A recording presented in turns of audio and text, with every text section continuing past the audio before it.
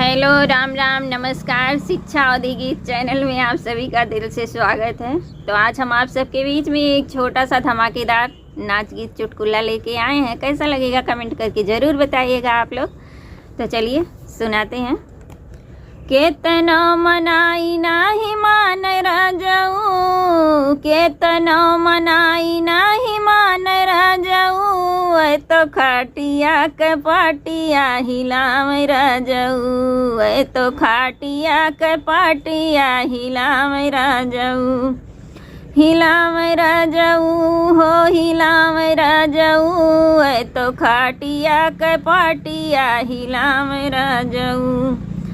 सासू जी के चोरी चोरी गाई ले बाजारियाँ, सासू जी के चोरी चोरी गाई ले बाजारियाँ, हम भी न लालिया ले आवे राजाऊ, हम भी न लालिया ले आवे राजाऊ, ओए तो खाटिया के पाटिया हिलाम राजाऊ, ओए तो खाटिया के पाटिया हिलाम राजाऊ।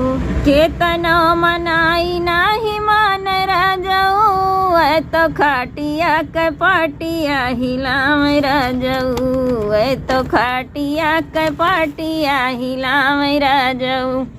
जेठनी के चोरी चोरी गाई ले बाजारियाँ, जेठनी के चोरी चोरी गाई ले बाजारियाँ, हम भी नहार वाले आम राजाऊ, हम भी नहार वाले आम राजाऊ, ओए तो खाटिया के पाटिया हिलाम राजाऊ, ओए तो खाटिया के पाटिया हिलाम राजाऊ। केतनो मनाई नाही मान राजाऊ, तो खाटिया के पाटिया हिलाम राजाऊ, तो खाटिया के पाटिया हिलाम राजाऊ। ननदी के चोरी चोरी गाई ले बाजारियाँ, ननदी के चोरी चोरी गाई ले बाजारियाँ, हम भी न चुनरी ले आम राजाऊ, तो खाटिया के पाटिया हिलाम राजाऊ,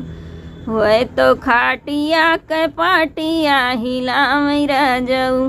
केतनो मनाई नाही मान राजाऊ, तो खाटिया के पाटिया हिलाम राजाऊ। तो हमारा छोटा सा नाच गीत कैसा लगा आप सबको कमेंट करके ज़रूर बताइएगा।